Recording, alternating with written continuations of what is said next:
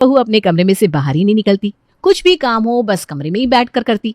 मामा जी अमित को किसी लड़की के साथ गार्डन में देख लेते हैं और वो ये बात पिताजी को बताते हैं।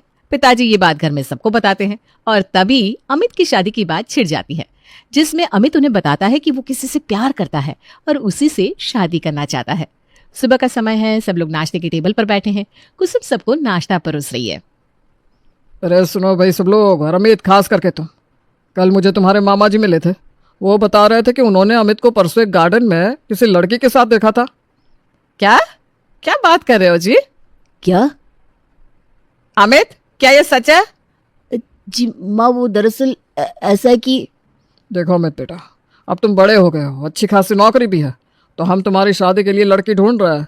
तुम्हारा क्या ख्याल है इस बारे में? जी पिताजी, वो मैं अरे क्या कब से वो मैं बोल रहे हो? कोई लड़की पहले से अगर तुम्हें पसंद है तो हमें बता दो। हाँ पिताजी ठीक कह रहे अमित, कोई लड़की पसंद है तो बता दो ना। अमित बेचारा शर्मा जाता है। लगता है देवर जी शर्मा रहे हैं। एक्चुअली पिताजी, एक लड़की है, उसका नाम रीटा है। हम कॉलेज में एक साथ पढ़ते थे, तो वहीं हमारी दोस्ती हुई और अब हम एक दूसरे के साथ शादी भी करना चाहते हैं। अरे लड़की कौन है? माता पिता क्या करते हैं? कहाँ रहते हैं? अमित तुम एक काम करो, पिताजी को उसके पिता का नंबर दे दो, हम उनसे बात कर लेते हैं। ठीक है पिताजी, मैं रीटा से उसके पिताजी का नंबर लेके आपको थोड़ी देर में भेजता हूँ। ठीक है। शाम हो जाती है, सब लोग घर पे आते हैं। अमित पिताजी से पूछता है कि उन्होंने रीटा के पिताजी से बात की या नहीं। पिताजी सबको बताते हैं कि रीटा के घर वालों ने उन्हें रविवार को लड़की देखने के लिए उनके घर पे बुलाया है। सब लोग हॉल में सोफे पे बैठे हुए हैं। पिताजी, मैंने आपको रीटा के पिताजी का नंबर भेजा था, आपने उनसे बात की? हाँ, बात की रीटा के पिता से। उन्होंने हमें लड़की देखने के लिए रविवार को अपने घर पर बुलाया है। अरे वाह, तो इस रविवार को अमित भैया की होने वाली बीवी को देखने जाना है। अरे धीरज रखो प्रिया, अभी तक दुल्हन फाइनल नहीं हुई है। माँ तुम भी ना। अरे वाह, ऐसे कैसे फाइनल कर दे? लड़की को पहले देखने तो दो, उसके माता पिता से मिलने दो, फिर देखेंगे फाइनल करनी है कि नहीं। ठीक है, तो इस रविवार जाते हैं उन लोगों से मिलने। रविवार का दिन आता है। अमित और उसके घर वाले रीटा के घर पे जाते हैं। रीटा का घर बहुत ही बड़ा और आलीशान था। मिश्रा परिवार वहां बैठकर बातें कर गप्पे मार कर वापस घर आ जाता है। घर पर आने के बाद माँ अमित को समझाती है कि रीटा बड़े घर की लड़की है और वो उनके घर में एडजस्ट नहीं कर पाएगी, इसलिए अमित के लिए दूसरी लड़की से शादी करना बेहतर होगा। लेकिन अमित नहीं मानता, उसे तो रीटा से ही शादी करनी थी। कैसी लगी सबको लड़की और कैसे उसके घर वाले? बेटा लड़की तो ठीक है, लेकिन वो ना बड़े घर की है, हमारे घर में एडजस्ट नहीं कर पाएगी बेटा। माँ ठीक कह रही है, जो लड़की तुमने चुनी है वो हमारे घर में एडजस्ट नहीं कर पाएगी। उनका परिवार कितना अमीर है। देखो अमित, लड़की दिखने में तो अच्छी है, लेकिन उसके घर का माहौल और इस घर के माहौल में जमीन आसमान का फर्क है। दोनों परिवारों का जिंदगी का तरीका काफी अलग अलग है। उसके लिए इस घर की बहू बनना आसान बात नहीं है। प्यार और शादी में बहुत अंतर होता है। प्यार तो आदमी कर लेता है, लेकिन शादी के बाद उसे निभाना, खास करके ऐसी स्थिति में बहुत मुश्किल होता है। मैं कहूँगा कि तुम एक बार और सोच लो इस बारे में। नहीं भैया, मैं फैसला कर चुका हूँ, मुझे इसी लड़की के साथ शादी करनी है। मैं जानता हूँ आप लोग क्या कह रहे हो, लेकिन मैं रीटा को बहुत अच्छी तरह से जानता हूँ, वो एडजस्ट कर लेगी भैया। अरे बेटा तुम समझते नहीं हो, उसकी परवरिश ही बहुत अलग तरीके से हुई है। वो मैं कुछ नहीं जानता, मुझे रीटा से शादी करनी है और मैं उसी से शादी करूंगा। ठीक है बेटा, जैसी तुम्हारी मर्जी, लेकिन बाद में मत कहना कि हमने तुम्हें समझाया नहीं। नहीं कहूँगा, थैंक यू। आगे चल के अमित और रीटा की शादी बड़े ही धूमधाम से हो जाती है। सब लोग बहुत खुश थे। शादी के दूसरे दिन सब लोग सुबह नाश्ते के वक्त टेबल पर जमा होते हैं, लेकिन रीटा वहां नहीं थी। यहाँ रीटा नौकरानी कुसुम को कमरे में बुलाती है और उसे नाश्ता कमरे में ही लाने के लिए कहती है। कुसुम, नाश्ता तैयार हो गया? हाँ दीदी हो गया। अब आ रही हो नीचे नाश्ता करने? क्यों, आपकी तबीयत ठीक नहीं है क्या? तबीयत ठीक है, लेकिन मैं नीचे नाश्ता करने नहीं आऊंगी। तुम मेरा नाश्ता इसी कमरे में लेकर आओ ना। लेकिन दीदी सब लोग आपका नीचे इंतजार कर रहे हैं नाश्ता करने के लिए। तो उनसे कह देना कि मैं अपने कमरे में ही नाश्ता करना पसंद करती हूँ। लेकिन दीदी इस घर में सब लोग एक साथ मिलकर नाश्ता करते हैं और हंस के बहुत सारी बातें भी करते हैं। मुझे उनसे कुछ लेना देना नहीं है, तुम बस मेरा नाश्ता यही कमरे में लेके आओ। एक बार माँ जी से पूछ लूँ? कौन माँ जी? आपकी सासू माँ। सासू माँ से पूछने की कोई जरूरत नहीं है, तुमसे जितना कहा गया उतना करो। जी दीदी। यहाँ नीचे सब लोग रीटा का इंतजार कर रहे थे। अरे अमित बेटा, रीटा आ रही है ना नाश्ता करने? हाँ माँ, आ जाएगी थोड़ी देर में। आप लोग नाश्ता शुरू करो ना। अरे ऐसे कैसे, आज उसका घर में पहला दिन है, थोड़ा इंतजार कर लेते हैं। उतने में सीमा देखती है कि कुसुम रीटा के लिए नाश्ता लेकर जा रही है। अरे कुसुम, ये नाश्ता कहाँ ले जा रही हो? रीटा दीदी के कमरे में। क्यों? उन्होंने नाश्ता अपने कमरे में मंगवाया। अरे ये क्या? अमित बेटा, रीटा की तबीयत ठीक तो है ना? हाँ माँ। अरे तो वो नाश्ता करने नीचे क्यों नहीं आ रही है? तुम जरा एक बार उससे बात कर लो। हाँ माँ, मैं अभी बुलाता हूँ। अमित रीटा से बात करने ऊपर कमरे में जाता है। रीटा तबीयत ठीक नहीं होने का बहाना बनाती है। अरे रीटा, नीचे क्यों नहीं आ रही हो? नीचे सब लोग तुम्हारा इंतजार कर रहे हैं। नीचे आना जरूरी है क्या अमित? क्या मतलब? मतलब मैं यहाँ बैठकर नाश्ता नहीं कर सकती? रीटा, इस घर में सब लोग एक साथ ही नाश्ता करते हैं, यहाँ की परंपरा है ये। पता नहीं, मुझे तो इन सब की आदत ही नहीं है। रीटा, तुम नए घर में आई हो, थोड़ी आदतें तुम्हें बदलनी पड़ेगी, थोड़ी मुझे। पता नहीं अमित, आज तो मेरा मन नहीं कर रहा है। थोड़ी तबीयत भी ठीक नहीं है। आज के दिन मैं यही कमरे में नाश्ता करती हूँ। तुम चाहो तो नीचे जा सकते हो। अमित नीचे आता है और घर वालों को बताता है कि रीटा कमरे में ही नाश्ता करेगी। क्या हुआ अमित बेटा, सब कुछ ठीक है ना? हाँ माँ, उसकी तबीयत थोड़ी ठीक नहीं है, वो कमरे में ही नाश्ता करेगी। हम लोग नाश्ता कर लेते हैं। अगले कुछ दिनों तक यही चालू रहता है। रीटा कमरे से बाहर नहीं निकलती, कुछ न कुछ बहाने बनाकर कमरे में ही रहती है। एक दिन रीटा अपनी सहेली गीता को फोन करती है। गीता भी शादीशुदा है और उसकी शादी को 1 साल हो चुका है। रीटा, कैसी चल रही है तुम्हारी नई शादीशुदा जिंदगी? वैसे तो ठीक है, लेकिन यहाँ के लोग ना थोड़े अलग हैं। अरे रीटा, वो तो होता ही है। शादी के बाद हर घर का माहौल अपने मायके के घर से अलग ही होता है। थोड़ा एडजस्ट करना पड़ेगा तुम्हें। थोड़ी दिन के बाद सब सही लगेगा। वैसे तुम्हारे घर वाले कैसे? अच्छे हैं, सास ससुर और बाकी सब लोग भी। लेकिन मैं उन लोगों से ज्यादा बात ही नहीं करती हूँ। क्यों? मुझे नहीं पसंद उनसे ज्यादा बात करना। मैं ज्यादातर अपने कमरे में ही रहती हूँ। ये तो गलत है रीटा, तुम्हें उन सबके साथ घुल मिलना चाहिए। अरे कोशिश करती हूँ मैं। अच्छा, मैं जा रही हूँ, मुझे ना मेरी सास बुला रही है। अरे सुन तो। पर गीता फोन रख के चली जाती है। एक दिन घर पर मेहमान आते हैं, लेकिन रीटा उनसे मिलने बाहर ही नहीं आती। लता सोचती है कि रीटा को अपने हाल पर ही छोड़ दे।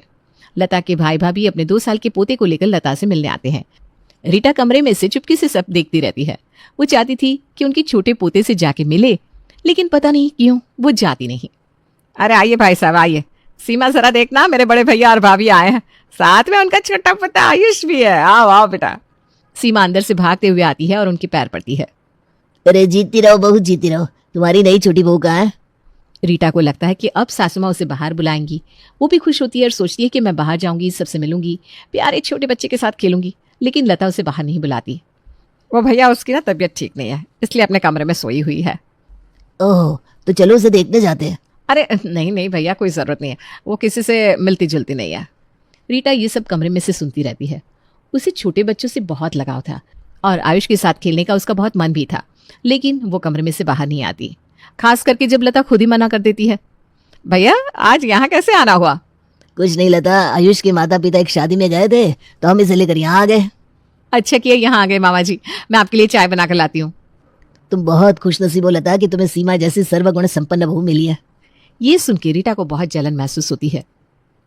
इस घर में मेरे बारे में कोई अच्छा क्यों नहीं बोलता है? यहाँ सीमा बच्चे से खेलने में लग जाती है।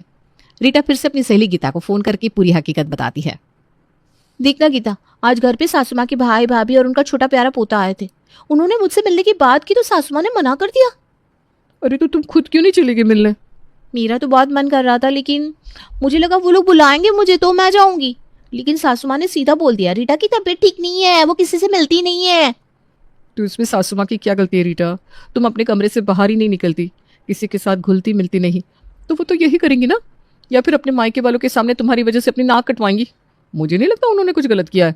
अगली सुबह जब कुसुम रीटा को नाश्ता देने जाती है तो रीटा उससे भी अपनी नाराजगी बताती है। कुसुम ये बात सीमा को बताती है। फिर सीमा इस बारे में लता से बात करती है।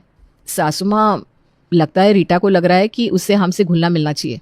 कल मामा जी आए थे तो उसे लगा था कि हम उसे बाहर बुलाएंगे और सबसे मिलाएंगे। अरे मिलना था तो खुद आ जाती, हम क्यों बुलाए? हमने तो काफ़ी बार उसे बुलाने की कोशिश की, लेकिन उसे कमरे से बाहर निकलना ही नहीं, तो हम क्या करें?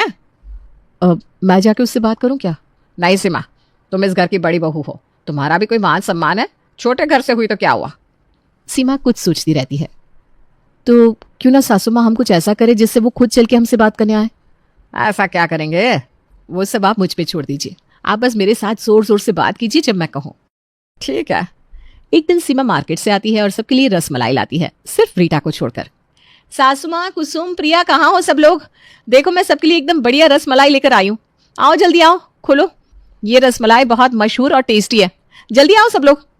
रीटा ये बात कमरे से सुन लेती है। उसे लगता है उसे भी कोई आवाज देगा, लेकिन कोई उसे आवाज नहीं देता और सब लोग रसमलाई खाने में लग जाते हैं। माँ भाभी, ये रसमलाई तो एकदम बढ़िया है। हाँ सच में सीमा, बहुत अच्छा किया ये लेकर आई। बहुत दिन हो गए थे रसमलाई खाए हुए। रीटा सब सुनती रहती है। दीदी, आपने रीटा दीदी के लिए नहीं लाई रसमलाई? अरे नहीं, मुझे तो याद ही नहीं रहा उसके बारे में। वैसे भी वो कहाँ हमारे साथ घुलती मिलती है जो हम उसको याद करते रहे। अरे तुम खाओ ना। रीटा को बहुत बुरा लगता है। उसे समझ में नहीं आता कि क्या किया जाए। वो फिर से गीता को फोन करती है और उसे सब बताती है। देखना गीता, सीमा भाभी ने रसमलाई लाई थी, मुझे छोड़कर सबके लिए लाई थी। और ऊपर से कुसुम ने मेरे बारे में पूछा तो कहा कि वो सबके साथ घुलती मिलती नहीं, इसलिए मुझे याद नहीं रहा। तो सही तो कहा उन्होंने। तुम अगर अपने कमरे में बैठी रहोगी तो कौन तुम्हें याद करेगा बार बार। अरे गीता, तुम मेरी सहेली हो या मेरे दुश्मन? सहेली होकर ऐसा कह रही हो? तुम्हारी सहेली हूँ इसीलिए कह रही हूँ। चलो मुझे अब जाना है, ससुर जी बुला रहे हैं। क्या गीता, जब देखो तब सास बुला रही है, ससुर बुला रहे हैं, कभी अपने लिए भी टाइम निकालो। देखो रीटा, मैं तुम्हारी तरह नहीं हूँ। मैं समझती हूँ कि मेरे परिवार की खुशी में ही मेरी खुशी है, और इसीलिए मेरे ससुराल वाले मुझे अपनी बेटी की तरह मानते हैं, बिल्कुल तुम्हारी सीमा भाभी की तरह। और मैं अपने परिवार के साथ रहने की, घुलने मिलने की खुशी तुम्हारी तरह खोना नहीं चाहती। बाय। इतना कह के गीता फोन रख देती है। रीटा सोच में पड़ जाती है। एक दिन शाम को जब सब लोग घर पे थे तो सीमा सबको बताती है कि उसने प्रिया के लिए एक बहुत अच्छा रिश्ता लाया है, और वो सबको लड़के का फोटो भी दिखाती है। सब लोग टीवी के सामने बैठकर टीवी देख रहे थे। अरे सुनो सब लोग, प्रिया के लिए एक बहुत अच्छा रिश्ता आया है। सीमा जानबूझकर ये बात जोर से बोलती है ताकि रीटा को भी सुनाई दे। रीटा भी ऊपर के कमरे से सुन लेती है और चुपके से देखती रहती है। अरे वाह, बड़ी बहू ने रिश्ता लाया है तो बढ़िया ही होगा। कौन है, क्या नाम है लड़के का, क्या करता है? भाभी ना। अरे जरा हमें भी तो बताओ। घर में अचानक से एक हंगामा सा हो जाता है। रीटा ये सब ऊपर से देखती रहती है।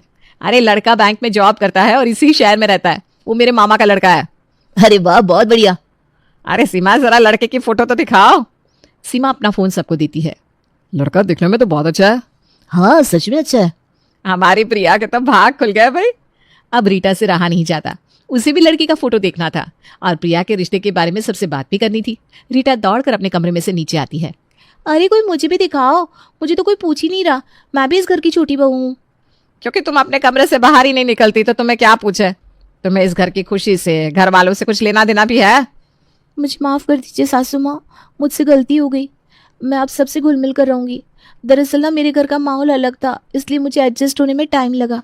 लेकिन अब मैं समझ गई हूँ, परिवार की खुशियों में ही अपनी खुशी होती है।